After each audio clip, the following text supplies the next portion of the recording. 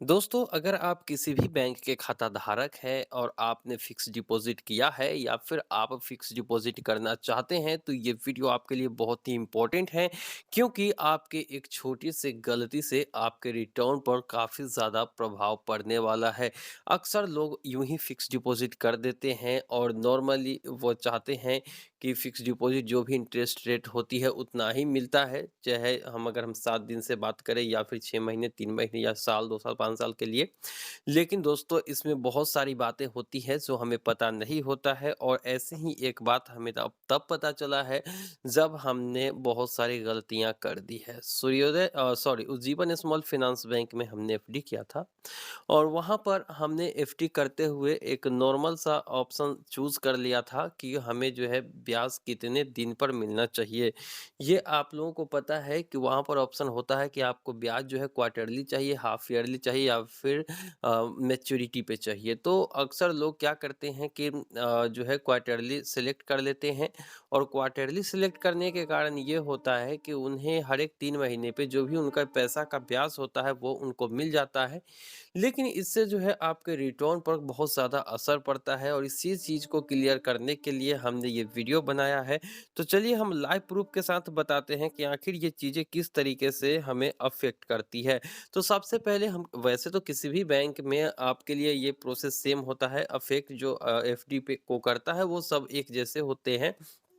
तो चलिए अभी देखते हैं। देखिए, अगर मान लिया जाए कि आपका इंटरेस्ट रेट अगर 8% के हिसाब से मोटा-मोटी लाख रुपया अगर आप रखते हैं तो 8,000 रुपये आपको सालाना मिलना चाहिए।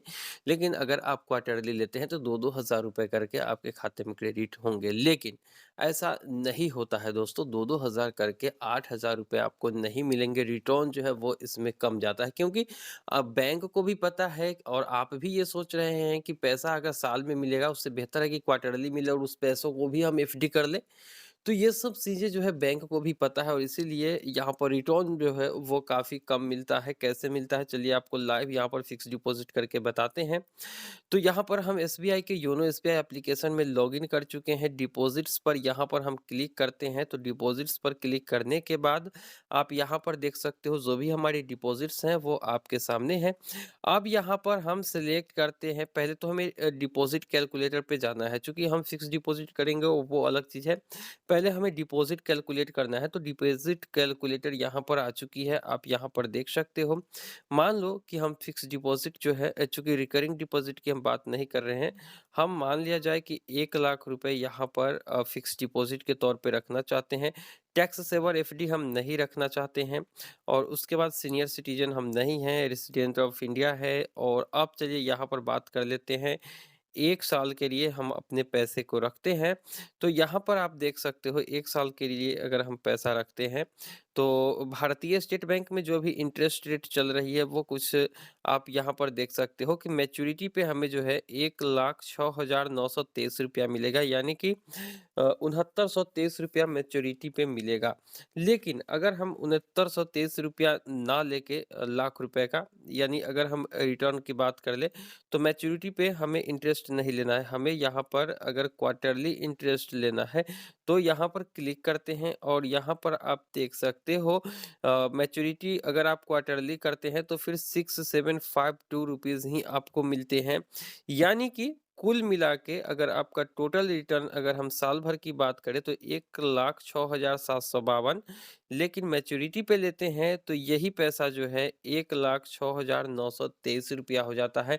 तो यहाँ पर आपने देखा कि किस तरीके से जो है मैच्योरिटी पर अगर आप मैच्योरिटी इंस्ट्रक्शंस को चेंज करते हैं तो आपका पैसा भी डिफर हो जाता है। हालाँकि हमने टाइमिंग कोई भी चेंज नहीं किया है, साल भर के लिए हमने उतने ही पैसे को रखा था। लेकिन अगर पूरी अगर हम बात कर ले पैसे मिलने की, तो यहाँ पर 6923 रुपया मिल रहा था, लेकिन जैसे ही हम यहाँ पर क्वार्टरली कर लेते हैं तो 6923 रुपए के बजाय हमें 6752 रुपया मिल रहा है। तो यहाँ पर आप सीधा-सीधी देख सकते हो कि प्राइस डिफरेंस जो है यानी कि रिटर्न की जो डिफरेंस है वो लगभग ₹171 की आ रही है अगर आप मैच्योरिटी इंस्ट्रक्शंस चेंज करते हो तो।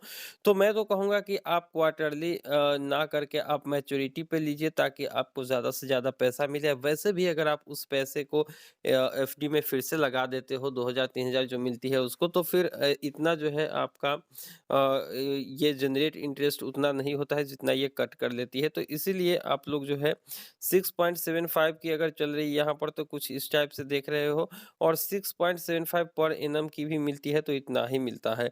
तो इसीलिए अगर आप किसी भी तरीके से फिक्स्ड डिपॉज़िट करते हैं तो इन सब बातों का ध्यान ज़रूर रखिएगा।